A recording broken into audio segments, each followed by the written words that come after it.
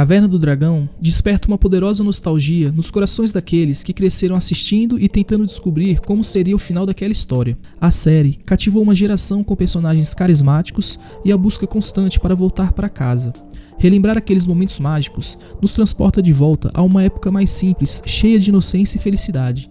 A nostalgia de Caverna do Dragão é um lembrete caloroso de uma infância repleta de imaginação e aventura, alimentando um desejo de reviver essas emoções e de poder compartilhar com as próximas gerações. A ideia geral da série animada era que um grupo de crianças que estava em um parque de diversões acabam sendo transportadas para o reino da Caverna do Dragão, fazendo uma viagem mágica enquanto andavam na montanha-russa do parque.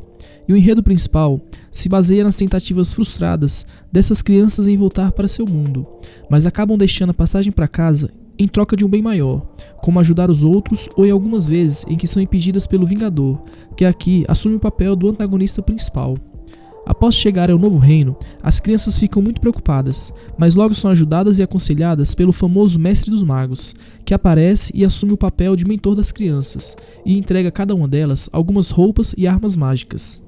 E ao contrário do que você deve se lembrar, em nenhum momento no tempo em que a série passou na televisão é mostrado o episódio de origem da história. Ao invés disso, a apresentação de abertura, que funciona como a história de origem, demonstrando como as crianças foram transportadas do parque para o reino da Caverna do Dragão. E se você acredita ter visto um episódio em que as crianças foram transportadas para o reino, você está errado, porque isso nunca aconteceu.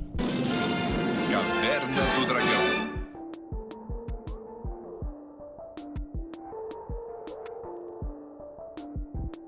Os personagens principais da história são as 6 crianças que foram transportadas. Hank, o arqueiro. Com 15 anos de idade, ele assumiu a função de líder, ainda que ele nunca quisesse essa posição. Ele sente culpa por ter permitido que seus amigos entrassem na montanha-russa e recebeu um arco mágico capaz de criar flechas de energia, que podem ser esticadas, dobradas ou até mesmo sendo utilizadas como corda. Eric, o cavaleiro. Com 15 anos de idade, filho de pais ricos, é constantemente arrogante e egoísta, preocupado mais consigo do que com a chance real de retornarem para casa. Ele recebeu um escudo que protege contra ataques mágicos ou físicos. Esse escudo pode criar campos de força para defender uma pequena área em seu entorno. Apesar de detestar o reino da Caverna do Dragão, já demonstrou interesse em ficar no reino várias vezes. Diana, a acrobata. Com 14 anos de idade, é extremamente confiante e centrada, já apresentando habilidades acrobáticas lá no mundo real mesmo. Ela recebeu um bastão usado em saltos e acrobacias, tão flexível quanto as flechas de Hank. Esse mesmo bastão pode se regenerar caso ele se quebre. Sheila, a ladra. Aos 13 anos, ela é a irmã mais velha de Bob e, portanto, muito protetora com ele. Sheila tem um manto mágico e quando ela usa o capuz, ela consegue se tornar invisível. Esse mesmo manto também permitiu que às vezes ela se teletransportasse em curtas distâncias. Outra habilidade que não é mostrada na série era a capacidade de atravessar paredes. Uma certa vez, ela acidentalmente entrou em contato com a magia do Mestre dos Magos, o que lhe deu a habilidade de entender a linguagem das fadas. Presto, o mago. Com 14 anos de idade, seu nome verdadeiro é Albert, sendo Presto um apelido criado por seus colegas de escola ao tentar fazer truques de mágica. Suas trapalhadas ao tentar fazer alguma mágica costumam ser motivos de chacota do grupo, especialmente de Eric. Ele recebeu um chapéu de feiticeiro, do qual podem ser retirados objetos e magias aleatórias. O poder do chapéu não é inteiramente dominado por Presto, que em determinada altura do seriado passa a recitar versos ao utilizar a arma. No mundo real, Presto não gostava das aulas de educação física e já gostava de realizar seus truques de mágica. Bob, o bárbaro. Com 8 anos de idade, é o irmão caçula de Sheila. Impetuoso, sempre age por impulso, o que por vezes cria problemas para todo o grupo. Ele sabe da afeição que Hank sente por sua irmã, mas isso não impede de tê-lo como um grande amigo, e se afeiçoou de maneira especial por Uni. Ele recebeu um tacape, cujo golpe muito forte é capaz de quebrar pedras e criar pequenos terremotos. Parece compreender a linguagem dos unicórnios, ou pelo menos o que Uni tenta falar. E além dos 6 jovens, o seriado conta com uma pequena gama de personagens secundárias, porém constantes, como o Mestre dos Magos. Ele é uma espécie de mestre de RPG, é o guia dos garotos. Não se conhece seu nome verdadeiro, sendo o Mestre dos Magos uma espécie de cargo. Suas informações enigmáticas, por muitas vezes, ocultam suas verdadeiras intenções. O Mestre dos Magos possui uma espécie de energia vital que, se esgotada, faz com que ele morra e seu corpo desapareça. O Mestre dos Magos só aparece para os jovens em momentos cruciais na história, para guiá-los pelo caminho que eles devem seguir, ou como enfrentar os perigos que irão aparecer. Olhando para trás, vocês podem ver mais claramente o caminho que está adiante. Ao ser questionado por alguém do grupo, ele dá apenas uma resposta vaga e desaparece. Ué, ele sumiu! Uni, um filhote fêmea de unicórnio, aparentemente órfã, e acaba se tornando o mascote do grupo, e tem um afeto especial por Bob. Ela tem a capacidade de se teletransportar uma vez por dia, porém ela não domina plenamente seus poderes. O Vingador é um feiticeiro maléfico e opressor de diversos povos e raças. Ele tem grandes habilidades místicas. Ao longo do seriado, o Mestre dos Magos dá a entender que o Vingador já foi uma boa pessoa há muito tempo, e que o vilão se demonstrou o maior dos erros do Mestre. O Vingador tenta dominar plenamente o reino e derrotar Tiamat, e para isso ele deseja as armas e o poder dos garotos, para ampliar ao máximo seus poderes. Ao final da batalha no Cemitério dos Dragões, o Mestre dos Magos dá a entender que é pai do Vingador, algo confirmado no roteiro do último episódio.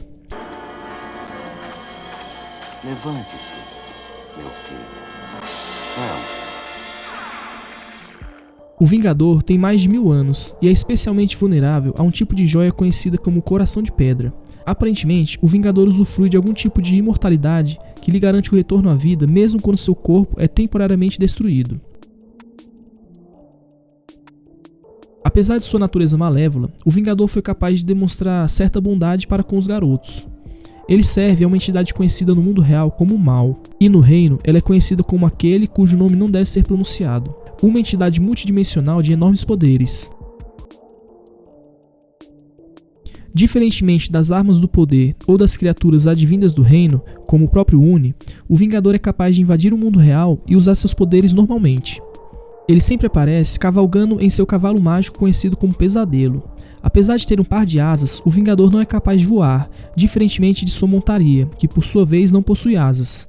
Ele tem uma irmã chamada Carena, que também tem poderes mágicos, mas no decorrer da série não é revelado se Carena também seria filha do Mestre dos Magos.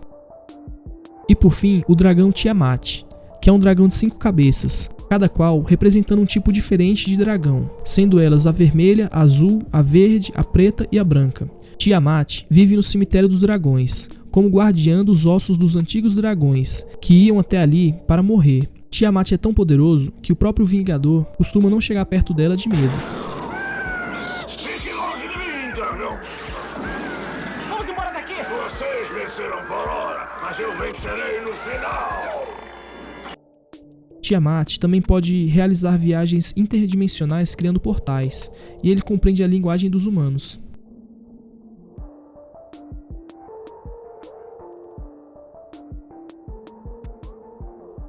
E após as 3 temporadas e 27 episódios, Caverna do Dragão não teve seu último capítulo produzido em uma animação. Apesar de já ter o roteiro finalizado por Michael Reeves, o episódio 28, Requiem, só foi lançado em formato de HQ lá em 2010 e foi ilustrado pelo cartunista brasileiro Reinaldo Rocha. Por décadas, fãs da série criaram muitas teorias sobre como seria o desfecho da história, que nunca tinha sido revelado. Tantas teorias e dúvidas não respondidas acabaram por criar uma atmosfera mística em torno da série, que é um dos mais controversos e discutidos até hoje.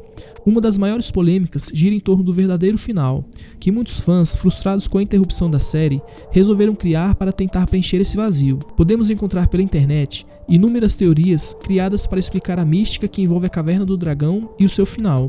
Uma das mais divulgadas pelos fãs é a que os garotos já estariam mortos, e o reino seria o inferno, de onde jamais poderiam sair. Outra teoria muito famosa é a do unicórnio Uni. Um dos personagens mais queridos da animação é o unicórnio Uni.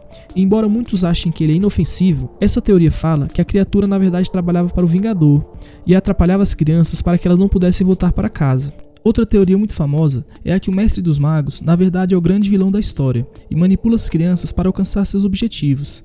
Ele envia os jovens em missões perigosas no reino, supostamente para ajudá-las a voltar para casa, mas na verdade ele pode estar acumulando energia mágica ou tentando alcançar um objetivo maior, talvez até em relação com aquele que não se pode dizer o nome. E essa teoria ficou famosa devido à natureza misteriosa do Mestre dos Magos e à falta de explicações sobre suas reais intenções na série.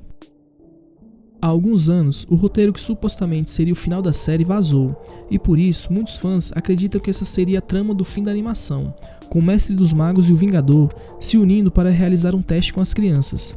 Assim, caso elas passassem no teste, elas receberiam uma chave, e poderiam voltar para casa, e caso falhassem, morreriam, e esse seria o fim da Caverna do Dragão.